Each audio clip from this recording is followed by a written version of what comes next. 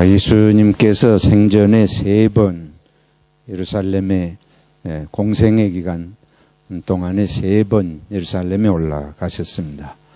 유대인의 명절, 즉 6월절이 되면 예수님 예루살렘에 가셨는데, 오늘 말씀은 예수님이 예루살렘에 가신 동안에 안식일을 맞게 되었습니다. 안식일에 어디를 가셨는가 하면 베데스다 연못을 찾아가셨습니다. 베데스다 연못에는 오늘 여기 말씀대로 정자, 행각이 연못 주위에 5개가 있고, 거기에 여러 종류의 환자들, 병자들이 모여 있습니다. 예수님이 아시고 가신 게 틀림없어요. 안식일에 일부러 베데스다 연못가를 찾으시고, 거기에 왜냐하면 병자들이 많이 있으니까. 근데 그 병자들 중에 38년 동안 누워있는 오래된 병자 곁으로 가셨습니다. 이 병자들이 베데스다 연못가에 모여있는 까닭은 전설처럼 어떤 때 천사가 내려와서 이 물이 막 요동치게 하는데, 그때에 제일 먼저 뛰어들어가는 사람은 무슨 병이든지 낫는다. 아마 이 38년 된 병자가 38년 동안 거기에만 있었는지 우리가 정확히 알 수 없지만, 그동안에 그런 일이 한 번이라도 있었는지 어쩐지 이런 자세한 내용은 없어요. 그러나 어쨌든 그런 이야기가 전해지기 때문에 도무지 희망이 없는, 다르게 병고침을 받을 길이 없는 사람들이 주로 이 베데스다 연못가에 모여서 언제 천사가 올지 모르니까 그걸 기다리고 있었던 것으로 그렇게 볼 수 있겠습니다. 아마 예수님께서 그런 이야기를 들으시고 짧은 예루살렘 방문이지만 그때 일부러 이곳을 찾으셨어요. 주님의 마음이 어디에 있으신지를 우리가 알 수 있겠습니다. 시골의 어부 출신들의 제자들하고 갈릴리에서 활동을 하시던 주님이 자주 가지 않으시던 서울, 우리로 말하면 서울에 가셔서 다른 모든 일을 마다하시고 이 병자들을 찾으셨습니다. 38년 병을 들어서 누워 있었다면 그 행색이 어떻겠어요? 나이도 분명히 많이 들었을 테고, 누가 돌봐주는 사람도 있을 리가 만무하고, 모든 차림이, 몰골이 정말 사람으로 보기 어려운 그런 모습이었을 것으로 짐작이 됩니다. 근데 예수님이 그 사람 옆에 가셨습니다. 그리고 2가지 말씀을 하세요. 첫 번째는 질문입니다. 내가 낫고자 하느냐? 이 사람이 38년을 앓은 사람이 그 질문이 황당한 질문 아니에요? 당연히 낫고자 해서 여기 와 있을 것이 틀림없습니다. 그런데 예수님께서 내가 낫고자 하느냐? 아마 우리가 잘못 들으면 우리 가끔 마음이 꼬여 있는 때가 있잖아요. 사랑한다 그래도 조롱한다고 받는 마음이 꼬여진 때가 있습니다. 우리가 살아가면서 내 속이 꼬이면 누구의 말도 성하게 들리질 않아요. 이 사람이 38년 동안 지나면서 내가 낫고자 하느냐? 그것도 낯선 분이 어떻게 들었겠어요? 왜 예수님이 이렇게 질문을 하실까? 오해받을 가능성이 훨씬 많은 질문 아닙니까? 근데 이 말씀이 예수님께서 사실은 이 사람이나 오래 병을 앓는 사람을 뚫어보는 말씀이에요. 이 사람에게 사실은 희망이 없습니다. 희망을 가지고 앉아있을 게 틀림없죠. 희망이 없으면 그 자리에 와 있을 리가 없잖아요. 그런데 또 한편 희망이 없습니다. 40년 가까운 세월 이 병이 나아진 적이 없고 또 지금 여기에 와서 있기는 하지만 그 희망적인 걸 경험을 한 게 없는데 어떻게 희망이 있겠어요? 아주 복잡한 심정일 게 틀림없습니다. 예수님께서 이 사람의 마음에 아주 복잡하고 복잡하기도 하지만은 사실은 포기 상태인 희망이 없는 아주 절망의 밑바닥에 있는 그 마음을 아시면서 이 질문을 하시는 거예요. 네가 정말 낫기를 원하느냐? 아직 내 마음이 살아있느냐? 근데 이 사람이 대답을 하지 않습니까? 여기 아시다시피 천사가 와서 물을 움직이면 먼저 뛰어들어가야 되는데 아무도 나를 도와주는 사람이 없습니다. 다른 사람이 먼저 뛰어들어갑니다. 실제로 그런 일을 봐서 그런지 아닌지 모르지만 하여튼 이 사람 머릿속에는 뭐가 문제인가 하면 나는 뛰어들어갈 수 없다. 도와주는 사람이 없다. 첫째는 도와주는 사람이 없어요. 세상에 남 도와주려고 사는 사람이 흔해요. 더구나 지금 여기 연못에 모여있는 사람들은 다 자기가 먼저 뛰어들어가야 그 먼저 뛰어들어간다는 것도 이게 기가 막힌 얘기예요. 늦게 좀 들어가도 한번 천사가 내려오면 누구든지 다 이게 나을 물에 뛰어들어갈 때까지 기다려서 다 나오면 좋겠는데 먼저 뛰어들어가는 사람만 나한테 이게 세상이에요. 세상은 도와주는 사람이 많지 않습니다. 더구나 이런 사람 40년 가족이라고 40년 앓는 사람 내다 버리다시피 그 베데스다 연못가 행각에 갖다 두었는지도 모르겠어요. 좀 심하게 생각하면 어떻게 감당해요? 어떻게 그 사람 옆에만 붙어만 있을 수도 없잖아요. 다 살아야 되는데 환자들끼리도 먼저 뛰어들어가. 세상이 그렇잖아요. 저마다 먼저 뛰어려고 공부도 먼저 뛰고 돈 버는 것도 먼저 뛰고 뭐든지 먼저 뛰는 세상에 이 사람은 누워 있었지 않습니까? 누워 있는 사람이 그냥 누워 있겠어요? 이 병 들어서 누워 있으니 어떻게 해볼 도리가 없어요. 이게 말하자면 원망이 아닌 원망이라고 볼 수 있습니다. 어떻게 해볼 다른 길이 없다. 그런데 거기다 대고 예수님께서 느닷없이 뭐라 그런가 하면 일어나 걸어가라. 내 자리를 들고 지금 누워있는 내 자리를 들고 걸어가라. 이게 또 불가능한 말씀이에요. 내가 낫기를 원하느냐. 이것도 속 뒤집는 소리일 수가 있고 내 자리를 지금 깔고 누워있는 이거 들고 걸어가라. 그거 하기 싫어서 안 하고 있나요? 불가능한 걸 예수님께서 그냥 말 한마디로 말씀하십니다. 근데 신기하고 놀라운 것은 그렇게 했더니 이 사람이 자리를 들고 일어나 걸어갔다.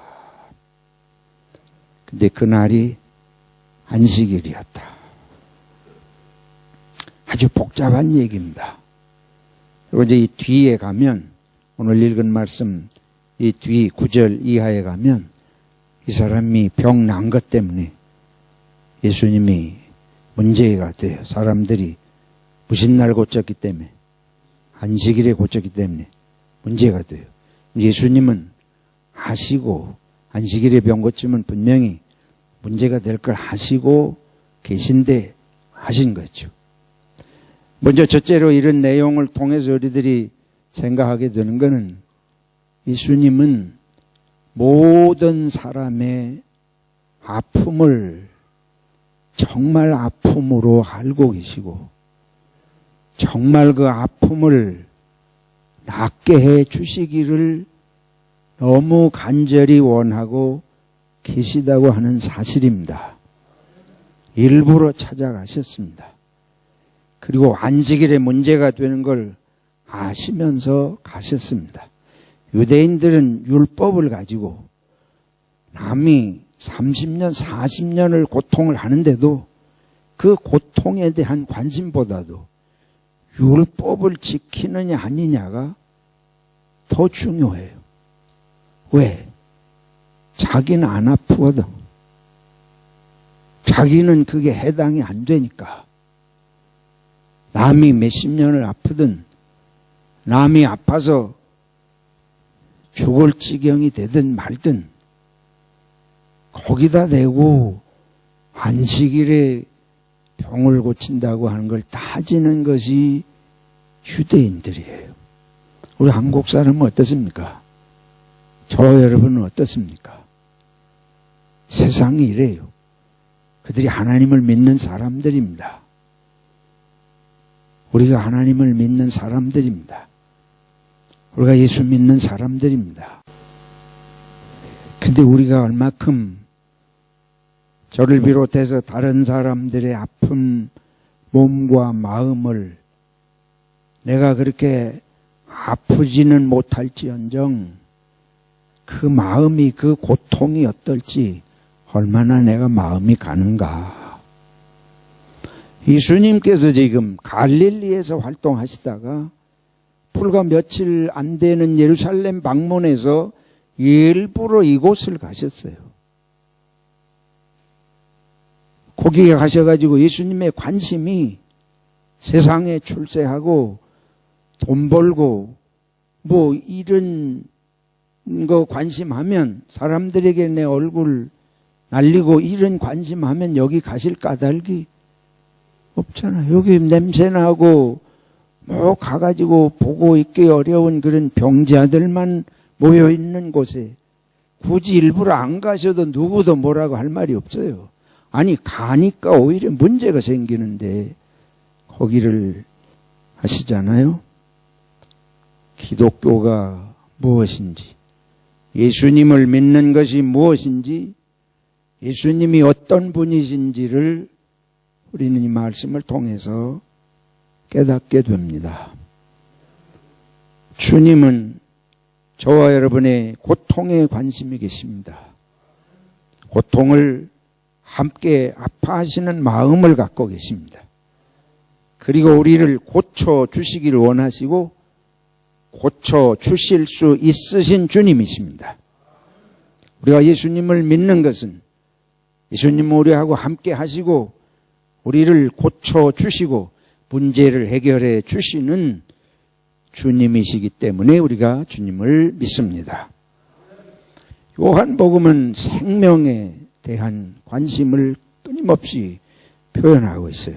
요한복음 4장, 우리 지금 5장 읽었는데 4장 보면 예수님께서 길을 가시다가 이 사마리아 동네에 들어가셔요. 일부러 가신 거예요.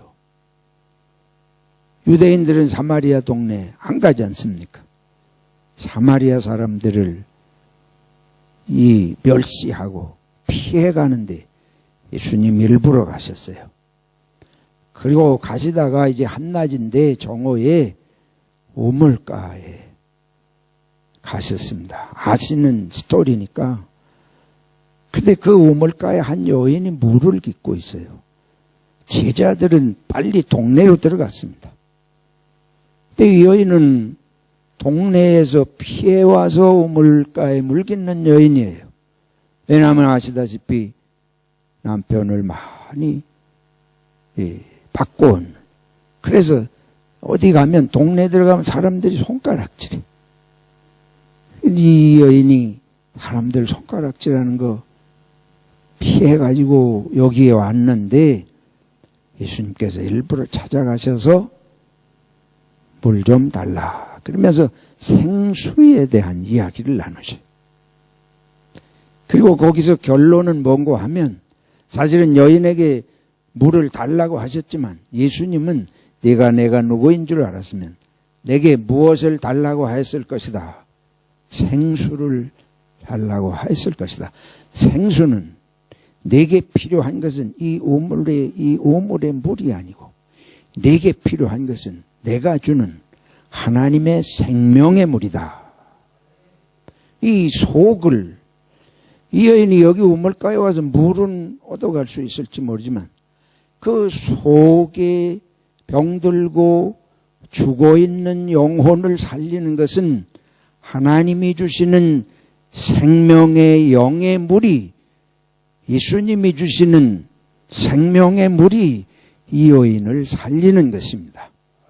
지금 5장에서 읽은 이 베데스다 연못가의 사람들 38년을 자기를 도와가지고 물에 집어넣을 사람들을 집어넣어줄 사람이 필요한데 너에게 필요한 것은 내가 지금 이 연못가에 들어가서 낳는 게 너에게 필요한 것이 아니고 너에게 필요한 건 내가 주는 생명이다.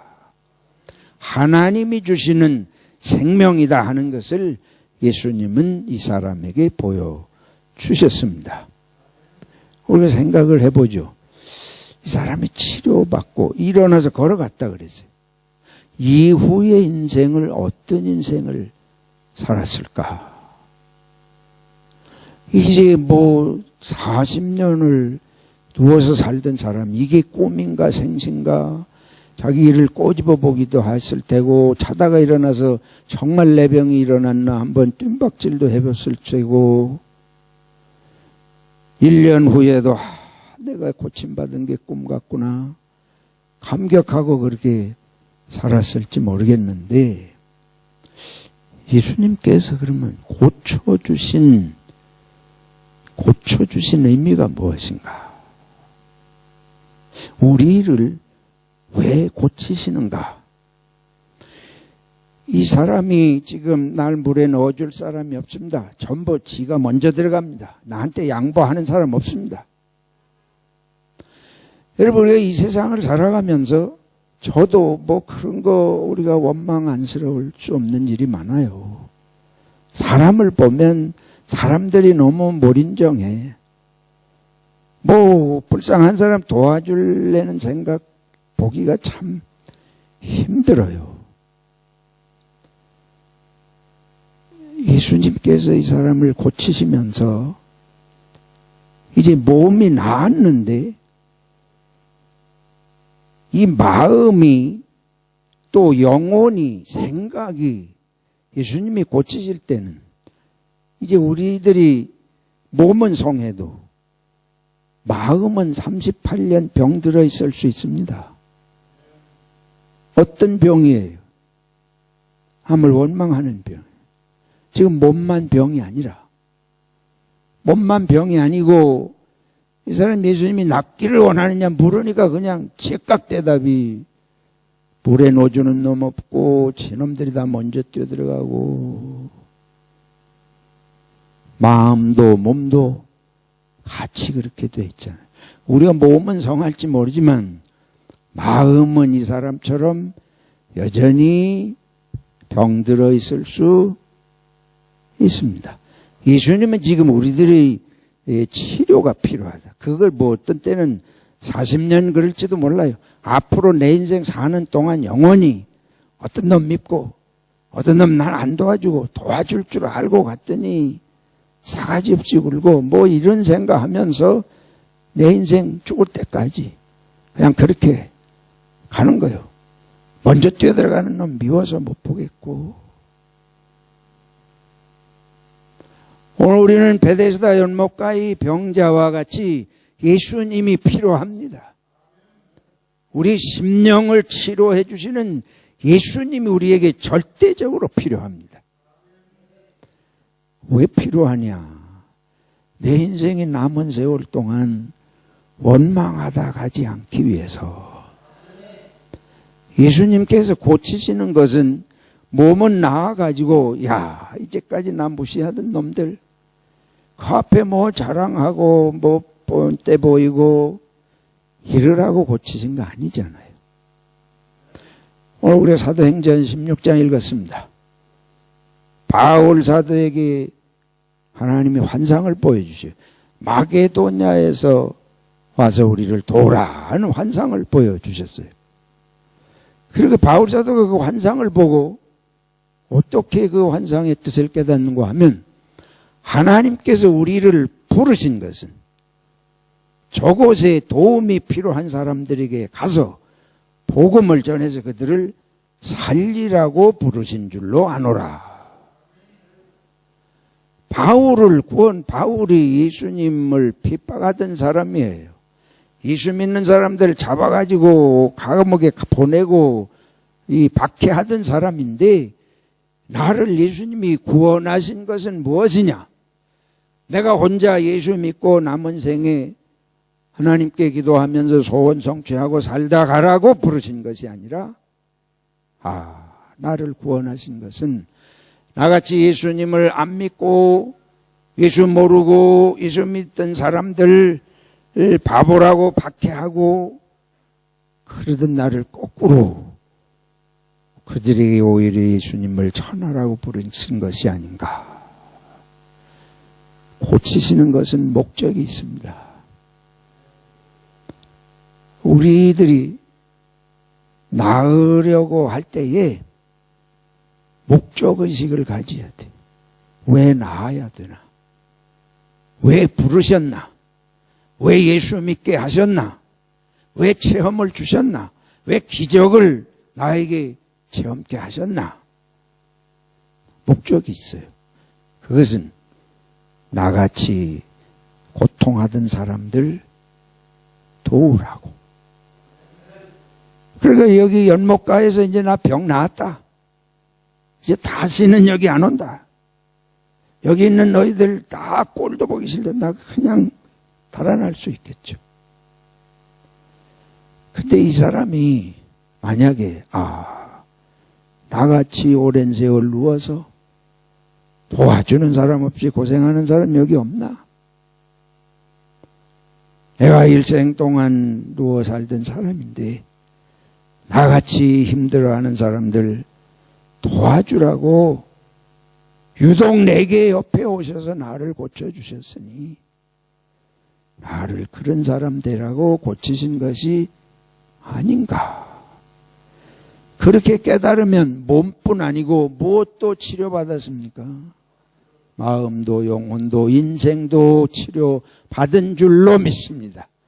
예수님께서 그것을 이 사람을 고치신 뜻이 거기 있는 줄로 믿습니다. 바울 사도 그걸 깨달은 거예요. 바울이 평생을 바쳐서 헌신하고 목숨이 다하기까지 전도한 것은 자기를 그렇게 부르신 줄로 믿었고 알았기 때문에 그렇게 헌신한 줄로 믿습니다. 제자들을 처음에 갈릴리 호숫가에서 예수님 부르시잖아요. 물고기 많이 잡았어요. 그런데 다 물고기 버리게 되고 예수님 뭐라 그러신고 하면 이제부터는 너희가 이후로는 너희가 사람을 낚는 어부가 되게 하리라. 부활하신 예수님이 베드로를 찾아가셔서 네가 나를 뭐 하느냐? 사랑하느냐? 내 양을 먹이라. 양을 먹고 베드로를 부르셨다는 거예요. 제자를 삼으시고 여러 가지를 본을 보이시고 기적을 행하면서 같이 다니신 이유는 그거 보고 놀라워하고 뭐 이러다가 예수님 떠나시면 그냥 되돌아가는 게 아니고 예수님이 하시는 일을 이어서 하라고 부르셨다는 것입니다. 저와 여러분을 예수 믿게 하시는 것은 예수님 하시는 일을 받아서 하라고 부르신 줄로 믿습니다. 그래서 우리들이 기도해야 됩니다. 교회를 내가 20년 다녔어요. 30년을 다녔어요. 그런데 기도할 때에 아픈 사람을 위해서 기도할 줄을 생각이 안 나. 여전히 내 기도만 해. 그러면 이 베데스다 연못가의 병자하고 어떻게 달라요? 이 교회를 20년을 다니는데 수요일 예배 참석을 할 마음이 없어. 용서하시고 들으세요. 다 해당되니까 말씀드리는 거예요. 누구나 다 해당된다고 말씀드려요. 요 목사가 날 두고 그런다 이렇게 생각하시거들랑 하나님께 고발하시고, 제가 농담으로 하는 말입니다만은 근데 새겨 들으세요. 나를 부르신 것은 나만 지키다 가라고 부르신 것이 아닙니다. 내가 건강해져 가지고 이제 불편한 거 없으니까 내 맘대로 먹고 내가 하고 싶은 대로나 돌아다니고, 시간도 내 시간으로 쓰고, 이제 뭐 돈 번 것도 내 시간으로 내 돈으로 쓰고, 건강도 다 나 즐기는 데만 쓰다 가라고 부르신 것이 아니 옳습니다.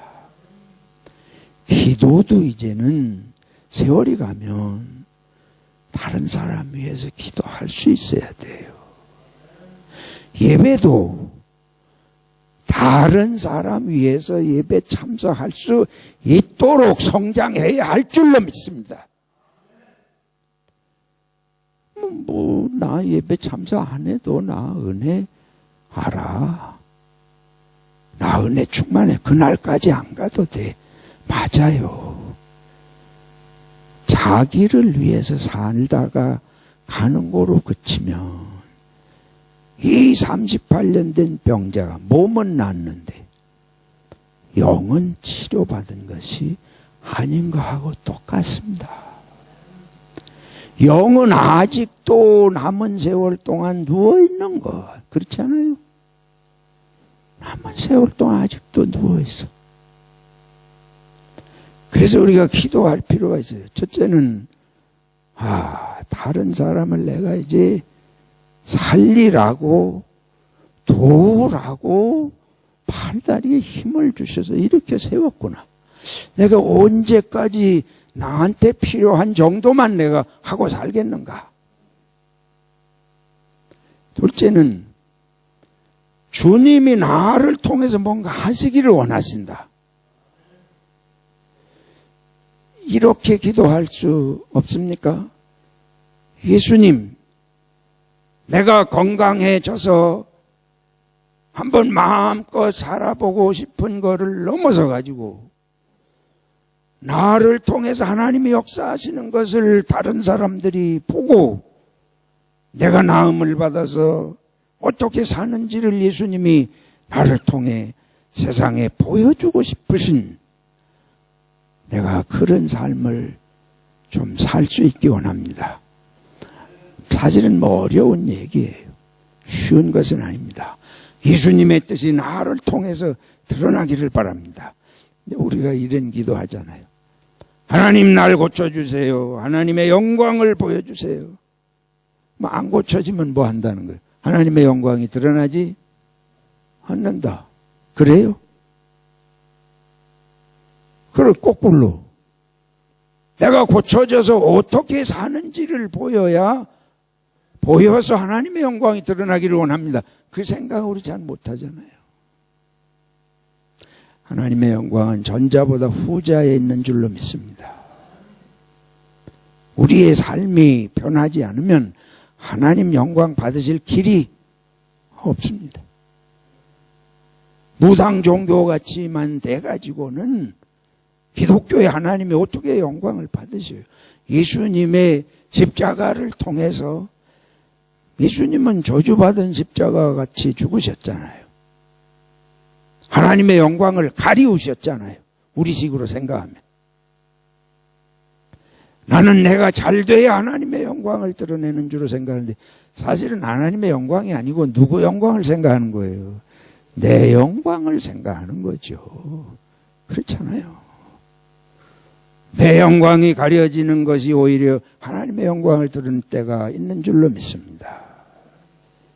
이 거꾸로 깊이 생각하고 오늘 바울 사도가 마게도냐에 갔어요. 거기서 복음을 전했습니다. 루디아라고 하는 여인이 바울 사도의 복음을 듣고 즉각적으로 예수 믿어요. 새신자야. 오늘 믿었어. 그런데 바울 사도를 우리 집에 오셔서 머무시라고. 나를 주 믿는 자로 알거든. 우리 집에 오셔서 머무십시오. 거기 가면 루디아 교회가 있습니다. 지금도. 그 옆에 이렇게 도랑이 흐르고 루디아가 평생을 사도를 도우면서 헌신하는 삶을 살아요. 우리 하나님의 은혜를 깨닫고 하나님께 쓰이는 것은 오래돼야 되는 거 아닙니다. 문제는 이 영혼이 치료돼야 할 줄로 믿습니다. 수가성 우물가의 여인이 주님의 은혜에 감격하고 눈이 열리니까 그날로 동네로 뛰어들어가잖아요. 그날로 동네로 뛰어들어가. 우리가 내가 38년 된 병을 앓고 있지 않은지 취해가지고 나 이제 필요 없어. 아마 여러분이 예수님 별로 필요 안 할 겁니다.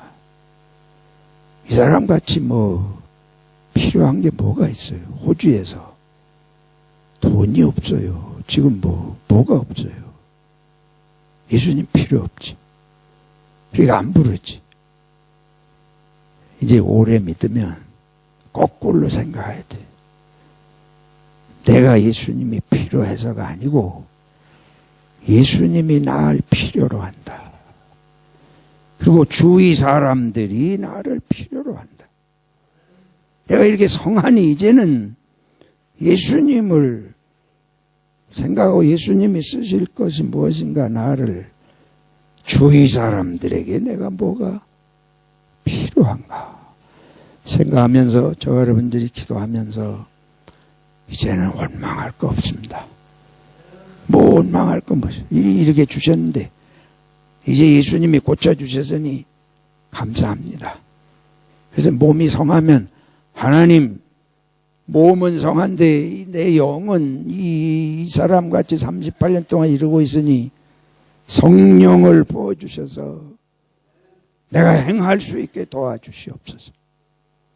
몸이 불편하시면 하나님 내 몸은 불편해도 내 영은 하나님의 은혜로 살아 내 영으로 하나님께 영광 돌리겠습니다. 하나님이 기뻐하시고 그걸 통해서 주위 영혼들이 살아요. 힘을 얻어요. 일어나 걷는 사람들이 생깁니다. 끝으로 한 말씀을 드리겠습니다. 들고 일어나 어떡하라? 걸어가라. 근데 안 걸어요. 이 사람이 신기한 거예요. 여러분 같으면 일어나 걸었겠어요? 안 걸어요.